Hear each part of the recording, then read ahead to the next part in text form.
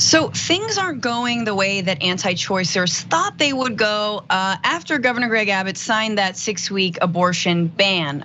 There are already 2 lawsuits that have been filed under that restrictive ban that actually allows anyone to sue an abortion provider or anyone who so-called aided and abetted an abortion and earned $10,000 in the meantime. They've both been filed against a San Antonio abortion provider who wrote an op-ed in the Washington Post recently, Dr. Alan Braid, saying that he had continued to perform abortions after the 6 weeks of pregnancy. But the lawsuits that have been filed thus far haven't been by anti-choice advocates.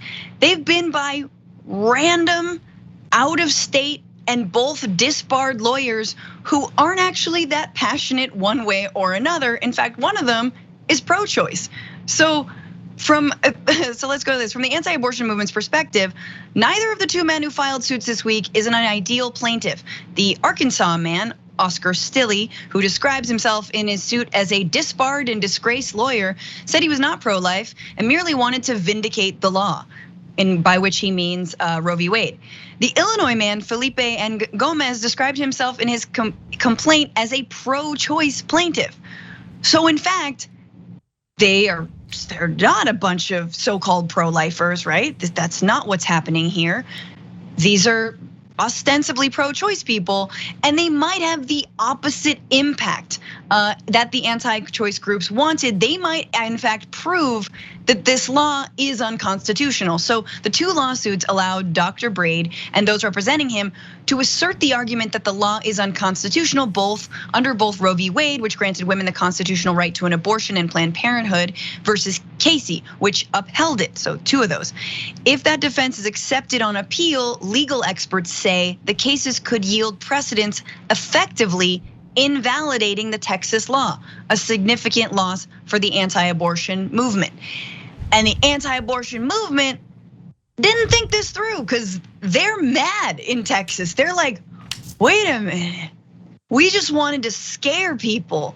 We didn't want people to actually sue, which I think is news to some of us. So this is an interview with one of those anti-choicers saying, quote, "These out-of-state suits are not what the bill is intended for," said Chelsea Human, the Texas state director and national legislative advisor for Human Coalition, an anti-abortion group with the creepiest name, that said it had no plans to file a lawsuit against the physician, Dr. Alan Braid, or to encourage others to do so.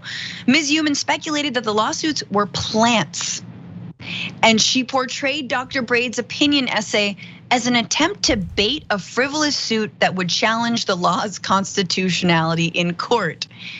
Oh, I feel like you should have thought that one through though. Okay, so there's someone else in this, Mr. Seago, who's with the Texas Right to Life Coalition. Mr. Seago said the anti-abortion movement in the state was united in its wariness of Mr. Braid's vague but high-profile announcement of his violation. Again, the op-ed. Quote, "Notice he doesn't say I'm open for business. Anyone who wants an abortion, here's my address. Schedule a visit," he said. It's a lot more calculated than that. So all of these anti-choicers are basically calling false flag on a law they themselves advocated for, because people are doing exactly what they wanted them to do with it, but not the right people. I love this so much.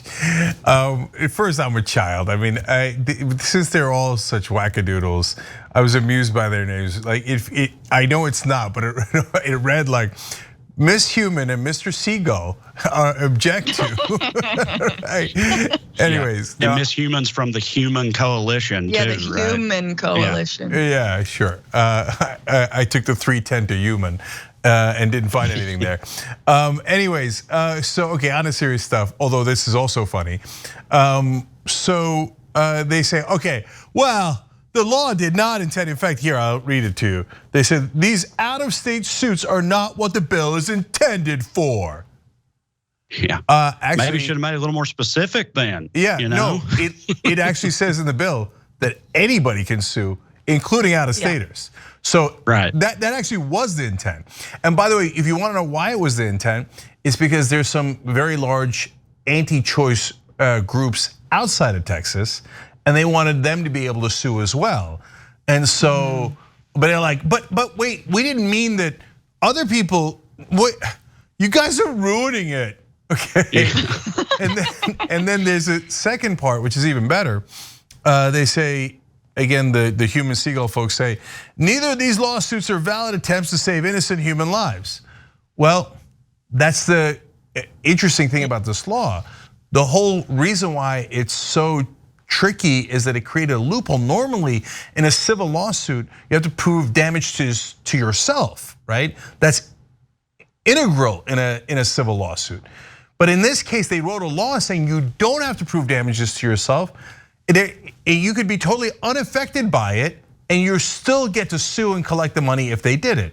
So the fact that the people suing are actually pro-choice is totally irrelevant, because according to the law, it's irrelevant if it affected them at all.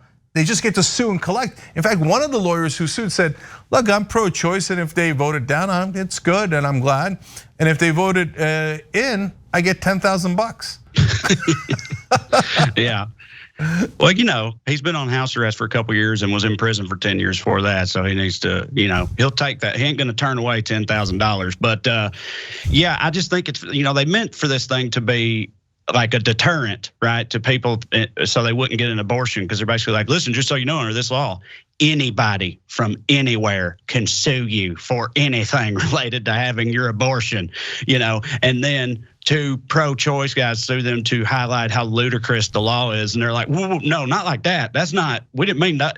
Not just anybody surely can do this. We only meant the right types of people with the right, causes should be able to use it. It's like, I just love when they're like, oh my God, it's the consequences of our actions. And they get all freaked out and scared by it, and don't know how to react. And it's like, you can't help but kind of appreciate these disgraced lawyers out here. Yes. Like, it seems like I don't know, everything about it seems like designed to highlight how ridiculous the law is. Do you know what I mean? The fact that neither one of them are in Texas, and neither one of them have anything to do with this. They're both disbarred attorneys. You know what I mean? It just seems like it's built to sort of point out, look, it's ridiculous that this can be done under this law, which means the law is ridiculous and something should be done about it. I think it's, loving the way it's unfolding thus far. Although, the Supreme Court being in the current iteration it's in, it's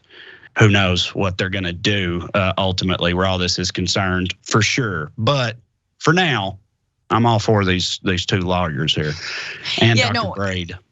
Yeah, exactly. And you referenced that one is, yes, serving now in 11 years of a 15-year sentence for tax evasion and conspiracy.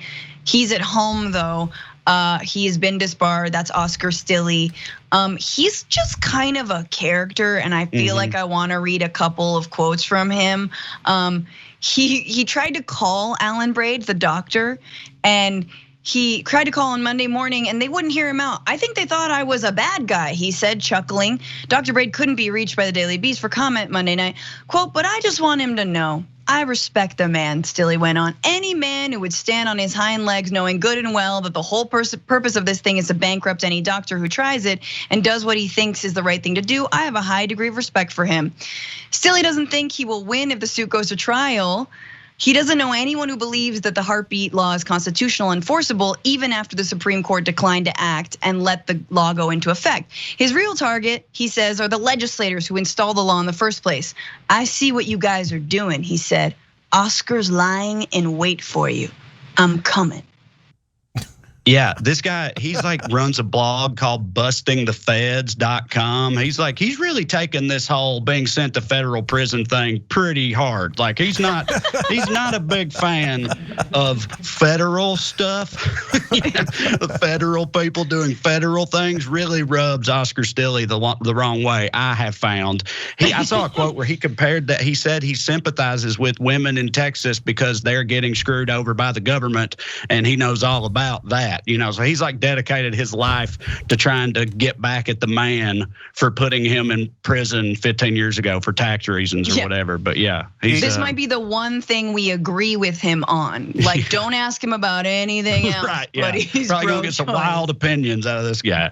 Yeah, if you're trying to prove that the Fed's got the wrong guy, saying I'm laying in wait for you is probably not the best way to do that. And they know exactly where too. He's like, I'm laying in wait for you, specifically in my house, which I am forbidden by law to leave at any point in time. So that's where I'll be laying in wait. Does this guy seem like a false flag? Like, does he seem like a plant, like that abortion providers and clinics would be like, hey, random dude from Arkansas, can you sue this to prove that? No, it's going in the complete opposite direction that I think a lot of people thought this law would go in, because initially, and this is the first I've heard that anti-abortion folks or anti-choice folks have said, we don't even really want people to sue. I imagine that the lawsuits will be flooding in.